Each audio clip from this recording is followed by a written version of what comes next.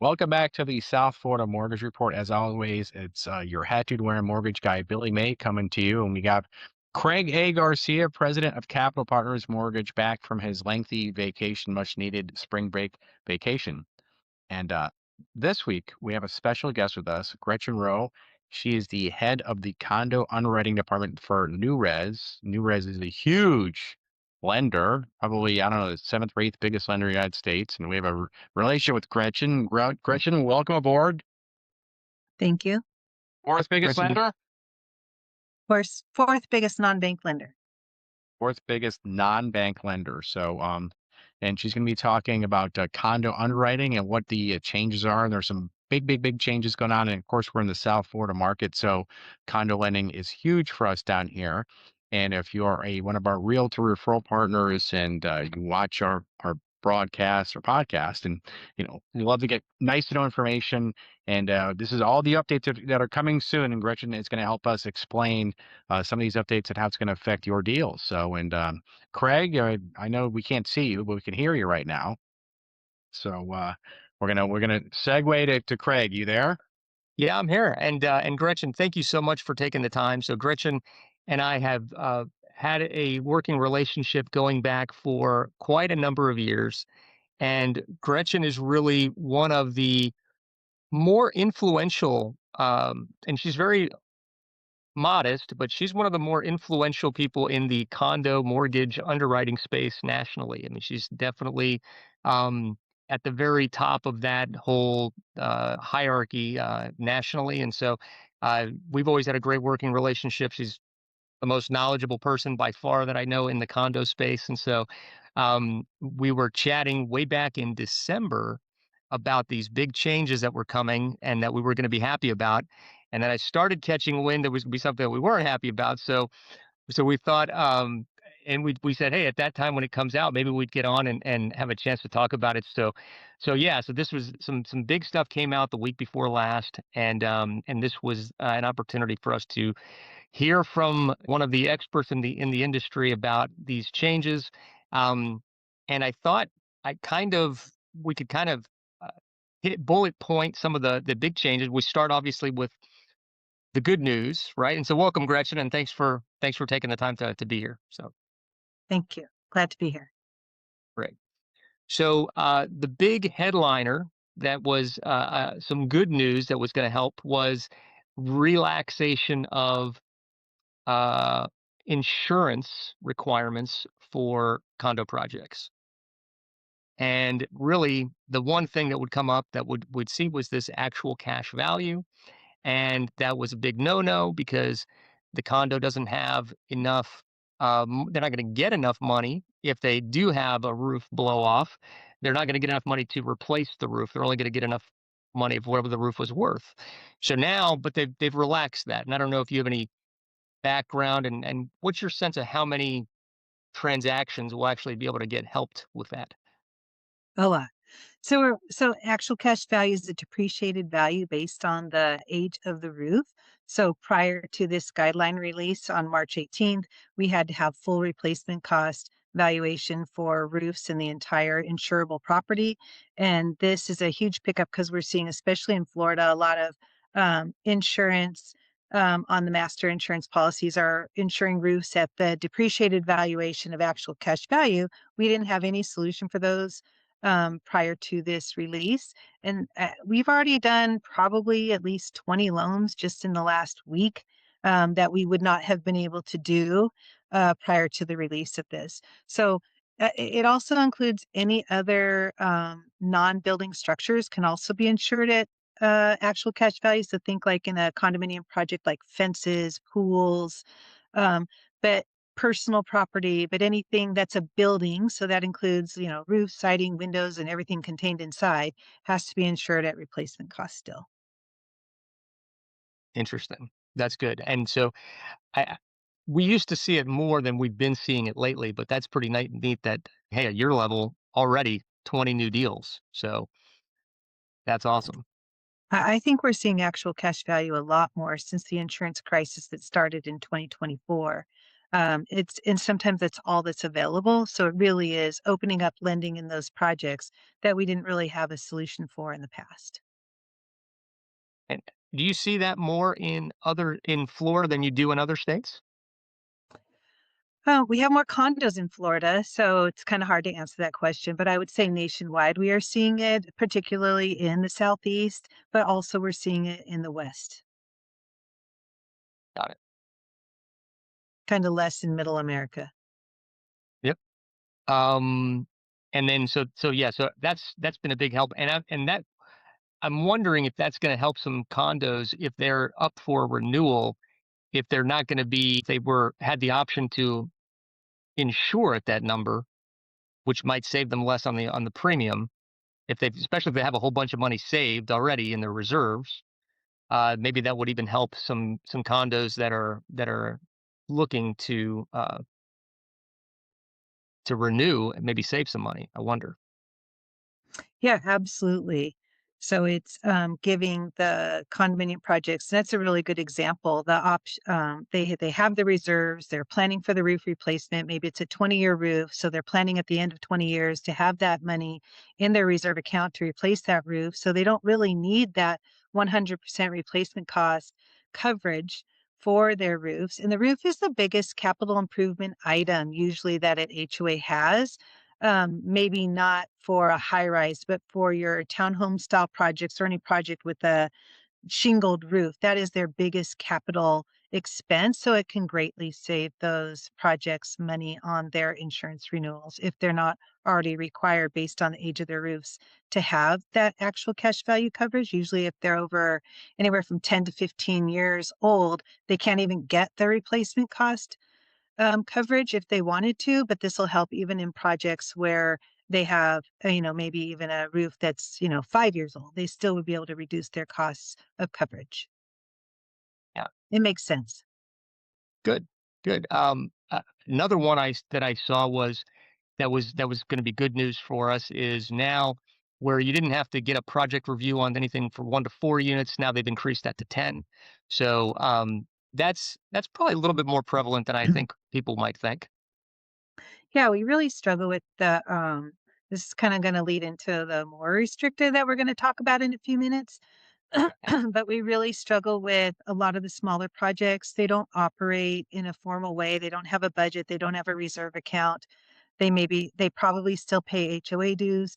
So they just don't fit into the guidelines for a project when we're doing the higher financing options, the higher loan to values. So this is a big pickup, although in the 5 to 10, so the 2 to 4, we had the project review waiver. What that means is we don't have to warrant things like single entity litigation, commercial space, even critical repairs. But in the 5 to 10, um, we do still have to warrant that on the 2 to 4s, we do have to warrant that it's not a condotel that was already existed. So the additional guidelines for the 5 to 10 is we also have to warrant that it's not part of a master association, and then that we have to warrant those critical repairs. So it's still a big pickup. We don't have to review budgets. We don't have to review litigation. We don't have to review commercial space. We don't have to review single entity. One person can own all the units in the project. So it's still a really big pickup, but we still need that questionnaire addendum that asks those critical repair questions. Interesting. Oh, that's good to know. Okay. And then the other one was if it's a new construction in Florida, this is a Florida specific one. We always had to go straight to Fannie and get a PERS approval, and there was a fee that had to get paid. And now a new construction condo is like any other condo. Correct. So it's basically when we review new construction, there are additional requirements for new construction. We have to do a legal review of the project documents. Florida state statutes really cover us on that. We never have a problem in Florida. We also have to verify completion. Again, Florida requires a certificate of substantial completion be recorded with the declaration. So it does make lending in new projects very easy. I would say Florida is the easiest state because they're state statutes. And then we have to verify pre-sale and owner occupancy. So 50% of the project or phase. If it's phased, has to be sold or under contract to owner occupied or second homes. So those are the additional requirements in addition to what we would generally review for established projects. And it's a big lift because we don't have to collect money, submit it into Fannie Mae, fill out a lot of documentation, provided a lot of additional documents. So pretty much it's making us able to lend, like a lender can do one unit in a new construction project the same way we could any other state. So it's taken off those Florida geographical restrictions for new construction, and it'll make new construction lending much easier and much more affordable for the builder, which gets passed on to the buyer. Right. No, that's awesome. Any of the other positive things? I know there's a couple of little things. But anything else that stands out to you that's I know we have with our limited time, we probably want to get into the other side of the coin, but Absolutely. So the other one on the insurance is the per unit deductibles. We've had a lot of struggles with the per unit deductibles. The per unit deductibles are like water and sewer for the deductibles on the master insurance policy. There's a per unit deductible on those. Generally, if you added up all the units and all the per unit deductibles for that project, they would exceed the 5% of the face amount of the policy. And so we've had a lot of challenges with that.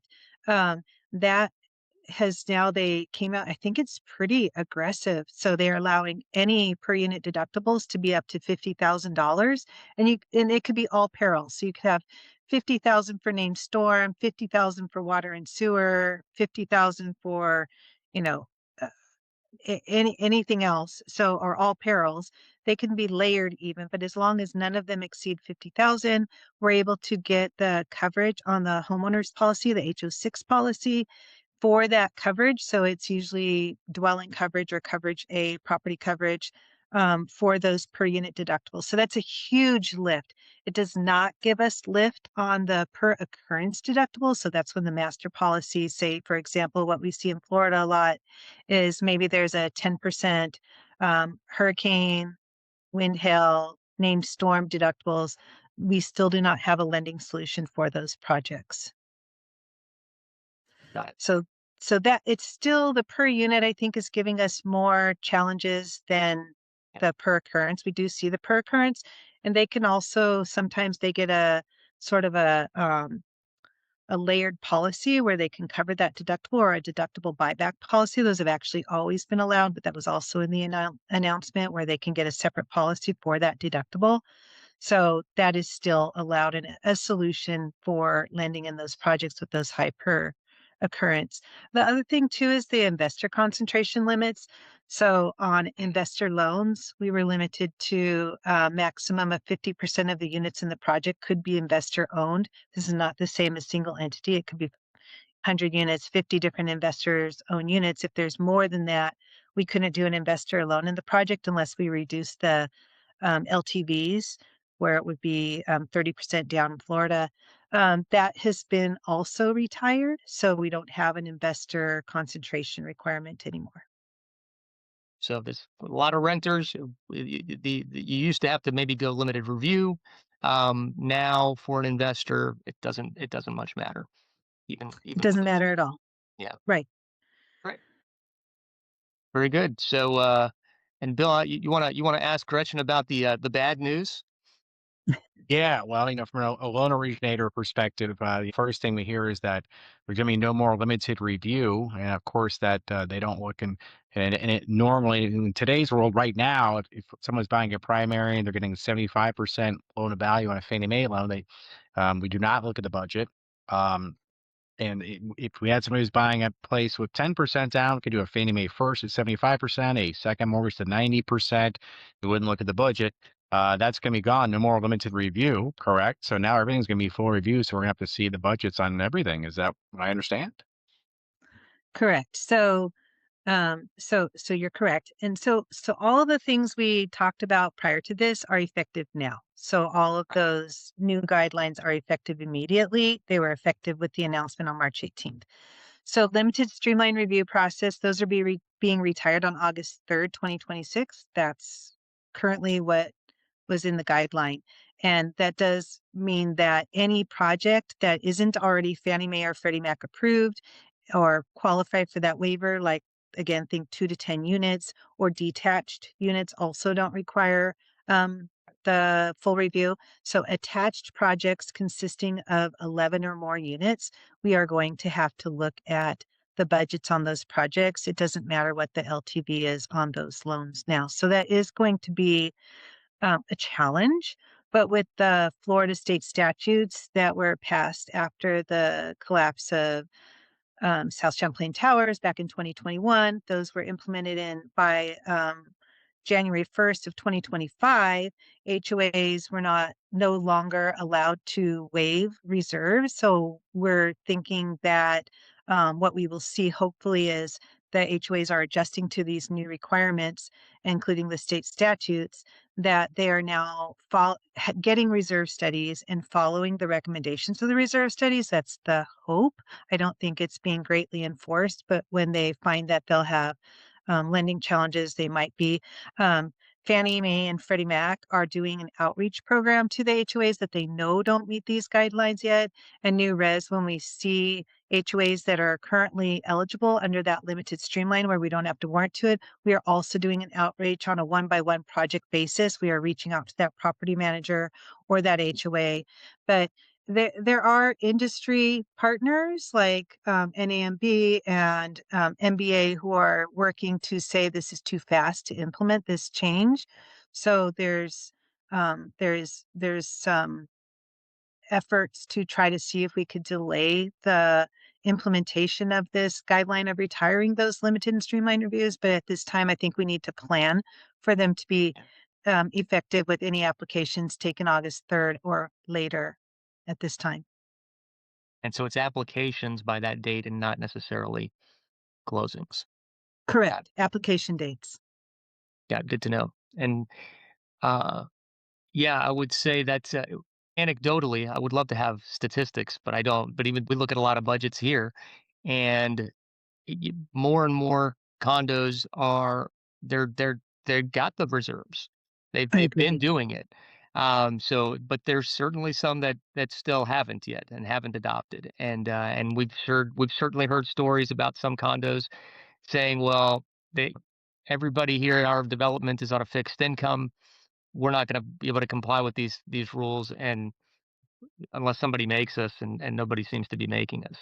So I'm sure there's always going to be something like that that's out there, but a lot of them have it. And then I guess we have the last change, which is coming later for 27 is now that not only do we need to look at the budget every time, but now the reserves that's going to get bumped from 10 to 15%. So Correct. So what we're seeing, and I think that this is a lot of the research that Fannie Mae and Freddie Mac did for this guideline, is that a lot of the projects, to your point, that aren't allocating enough reserves, maybe they aren't following the recommendations of the reserve study, or they don't have a reserve study at all, which is, again, state statutes require it now in the state of Florida. Well, they always did, but they were able to waive it. So, but what those HOAs say is they usually say, well, we need something we'll special assess for it. So what we're finding is that those projects that don't allocate enough, they tend to have the new in 2022, the new guidelines regarding special assessments, deferred maintenance, and critical repairs were implemented. Again, responding to the catastrophe that happened in 2021. So those are the projects we're not able to approve them anyhow. They consistently have special assessments, sometimes very large special assessments, and then they aren't well maintained. They have deferred maintenance, they have aging capital items that are beyond their economic life, and they don't have the money to pay for replacing or repairing those items. So we're mostly not able to lend in those projects anyhow. That's what we're finding. They're not well maintained. That the reality is the costs of maintaining property have increased. Um, and the HOAs who are just keeping their HOA dues the same for fixed income or other reasons, that they need to understand that the costs of owning property ownership is going up, just like the cost of everything else in our country right now. Yeah, I see it. That's going to be a bigger impact. I mean, I think what you're saying, Craig, what you're saying is really since the state of Florida in 2025 put that rule or law in place, most of the budgets we do see, and Craig would verify or validate or maybe more information. They are budgeting closer to the 10%, and some of them are budgeting more. You have a one-off once in a while. I mean, I did close a loan back in December, and it was a condo community, but they were like two-story, looking like townhomes, but they're deed as condos, and they were built in 2005, and they just made a decision not to budget for reserves. But they're very, very, very well run. They'd already put roofs on. They'd just replaced the roofs, but we had to go do a first and a second on that one. But that's the first one I closed in quite some time. Most of the budgets we see in Florida are usually budgeting the 10% now, most of them. But I think this when it goes from 10 to 15, I think we're gonna have some issues down here in Florida because they've already. Oh my God, we did this already. Now we're going to increase it even more, and it's going to affect the HOA costs, like Craig was saying, of people on fixed income and so forth. So if they're following a reserve study, the recommendations, I love your example because they just replaced their roofs. That's the biggest item, right? So if that project in your example got a reserve study, maybe they don't need 15% of their budget allocated to reserves. So if they are following the recommendations of a reserve study, we can still use that in lieu of that percentage of reserve. So maybe they only have to budget 5%. I mean, we've seen some that are fully funded per the reserve study. Now, there are some caveats to that too, that the we have to take, sometimes they'll recommend different funding plans for the reserve study. It has to be that they're following the highest recommendation, and it can't be what they call baseline funding method. So where they never drop below zero, but they really aren't planning very well. They really change a lot. So it has to be, if they have a reserve study and they have multiple recommendations of funding methods, if they're following the highest funding method, and again, in your example where they just replaced the roof, the biggest item, they probably, it's possible it would be much less. Then as long as they have in their balance, the recommended balance for that year, and the amount that they need to allocate for that year is allocated in their budget, regardless of the percentage, we would be able to accept that. So there is a solution if they're following Oh, those. Interesting. that's So, great. and That's great so news. it's funny. So I would think most of the time, if they're following the max, they're probably going to have the 15%. But in a situation where they've just done some big capital improvements, they've just cleared some big hurdles, maybe they're fully funding and it's not there, and that's actually would be a situation where it would be acceptable. So that's good. Yeah, It's a good we thing. we don't see that very often, but I think Yeah, that we might start to see that more. yeah, good stuff. Any other big changes that you see coming, Gretchen? No, I think that is the guts of what has changed. I think that we're still working. I know that I'm still in a lot of as many industry meetings as I can be. We're talking about critical repairs. We're trying to get some more flexibility on allowing certain things in the critical repairs. I think that it swung too far. It swung from we don't look at anything to now we look at everything. If there's any water intrusion, the project's ineligible. Any deck, upgrades, balcony upgrades. It's not eligible till it's completed. And this is even replacing roofs, something that we have to do periodically to any property. If it's in the process of replacing the roofs, but it's not complete, it's not eligible for financing. And that just doesn't make any sense when projects are maintaining their um, property well and doing what they should be doing, then we should be able to lend in those projects. So we're still working on that. I don't anticipate anything coming out anytime soon. I mean, my best guess with how long it took to get these insurance um, guidelines loosened up a little bit, my best guess is maybe we'll see something in probably over a year, maybe even 2 years. So unfortunately, no relief for that. We've been hanging on in Florida. We were hoping that we would get the limited review LTVs increased to the rest of the country, but alas, we will not see it. But So if the limited reviews are eliminated, then you don't have any geographic LTV restrictions in Florida anymore, Well, right? They're that's essentially one way to gone. look at it. Yeah. I mean, Yeah. Yeah. No, I hear you. so Um, yeah.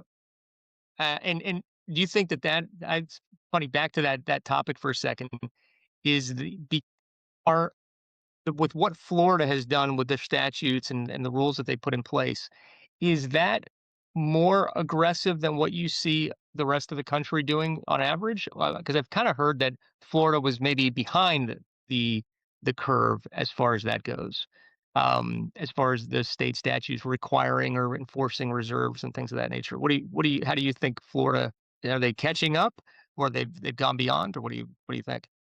it's a really good question. So I would say on the reserves, they are catching up. So there are states we don't ever have problems with reserves.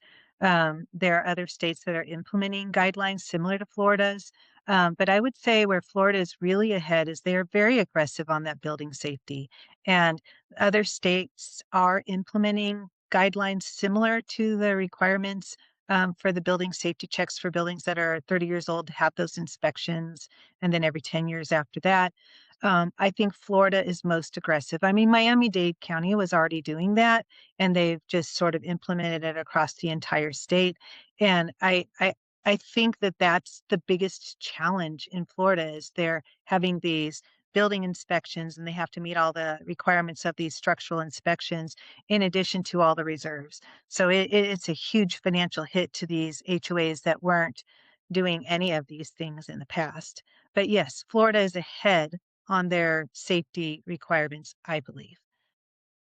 Good. And I know we're drawn on the time. You've got to run. Bill, any last questions for Gretchen? No, listen, we really appreciate your time. Nice to know information and the fact that this is going to happen so quickly. And thank you for that clear explanation for it. I know our referral partners really gather this information and trust us to provide most up-to-date information. So thanks again. You're welcome. It's a pleasure to be here. Yeah, thanks, Gretchen. I really appreciate you taking the time, and you're certainly welcome back anytime. And we would love to have some more chats, and we can go deeper on some other condo fun stuff. So, I'll look forward to it. Thank you. okay. All right. Thanks again. Oh, well, in mortgage rate news, rates, oh boy, continue to head northward. So we have this week just not really good for rates. The Freddie Mac survey comes out. It says rates are about, I don't know, 6.33 or 6.88 or something of that nature. No, 6.3, I think, actually. But um, highest in about almost a year, and we've had a couple of weeks now it's gone up. So not good time because it's spring home buying season, and there's just a lot of instability in the market. We talked about the past few weeks, especially what's going on in the Middle East, the price of oil and so forth. The yield on a 10-year bond, I think this morning is about 4.4, something of that nature. So that's not good for mortgage rates. Um, so hopefully things kind of level off here, but that's kind of where we are as far as mortgage rates are concerned. Mortgage applications are down, obviously. Mortgage rates are higher, so mortgage applications are down.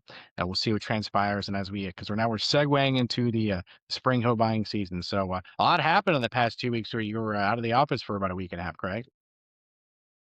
Yeah, unfortunately, the war rages on, and the flow of oil through the Strait of Hormuz is not under control, and so that is causing oil prices to spike and certainly affecting the perception of inflation. And so, yeah, I think it's all going to come down to that conflict, and hopefully the calm can return and some peace can get established and the oil can continue to flow. I think that's obviously what everyone would desire, Sure. and hopefully that can resolve itself, and so then the Yes. markets can get a little calm. Although this month, I know that the indications are that maybe nationally the applications have been down. Our applications have been up, and Yeah. so we're grateful for that, and people seem to be plowing ahead. Uh, Hopefully, calm will return. Yeah, yeah, well, we'll see. And like you said, we're busy. Our applications are up. I had a nice closing yesterday. It was a new home up in Port St. Lucie. You can still get a beautiful home up there for about $500,000, which is great. On another local item, the state of Florida's down payment assistance program, known as Hometown Heroes, is done. So that's they just announced that last week. Those funds are exhausted. I actually have a closing next week. He's a local law enforcement officer who's took advantage of that. We're closing him on next Tuesday with Hometown Hero, so he was able to secure it. Yeah. So those funds are done, but we still have, as Capital Partners Mortgage, we still have access to down payment assistance funds if someone's looking for that, right, Craig? Absolutely. We've got a number of different programs available to people, both from the state, and then there are even some local programs that we can partner with. There's still some money out there, so for sure. Yeah. So if you're a first-time buyer looking to get into the game, you may not have to come up with all of that money yourself, and in some cases, you might not have to come up with very much money of your own at all. Yeah. So Yeah, it's the time of worth year that's looking like that. A into. lot of people are getting their tax refunds back, their first-time home buyer. There's down payment assistance available, and it's spring home buying season. So a lot of good stuff going on despite hearing the mortgage rates and despite this some of the condo news we got with just Gretchen just now. So there's a lot of good stuff going on. So Yeah, so that was great though. I mean, Gretchen is really, really, really knowledgeable. So I was really glad that she was able to come on and talk to us a little bit. So and maybe we'll be able to get her back on sometime. Mm. yeah, absolutely, because we could really do a even more deep dive into the condo lending and so forth. And like you said, she's our go-to person, has been in the industry for a number of years and knows everything about condo lending, and she makes our job much more available and desirable. And so it's just a Yeah, wealth of and knowledge. and Absolutely. So and just to be clear, I mean, she was when Gretchen's talking about all these different things that make a project unable to lend in.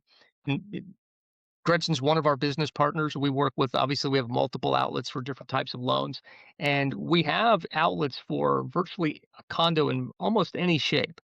yeah, And so, even though she was speaking from her standpoint on her, and they are very knowledgeable, very confident, aggressive, and correct in how they lend. But anything that doesn't fit into the agency box, we definitely have other ways, and other investors that we use to get condos that are not in that box. We can still get them financed. It's just the terms may be different, but sometimes they're not much different at all. So yeah, no, you're absolutely right. We do all types of kind of lending. It's just she's our go-to for the Fannie Mae cookie cutter kind of Freddie Mac stuff, and even she's given us approval on stuff that I've seen other lenders say no, and they've said yes. So within the conventional realm, so absolutely, she's a great partner to have. So yes, for sure. very cool.